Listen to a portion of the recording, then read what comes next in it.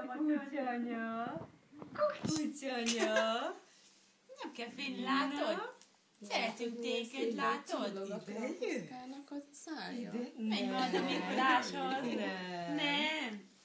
Jó, Még látod, hozzád öltözött. igen, nagyon szép. Még sokáig nem neveztek.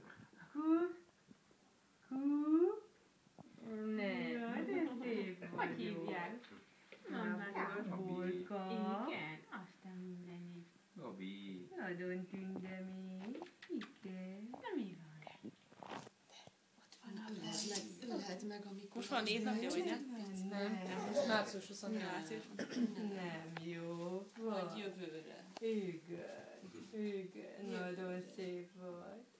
Na miatt? Kicsit mosolyognál a Mikulás bácsi?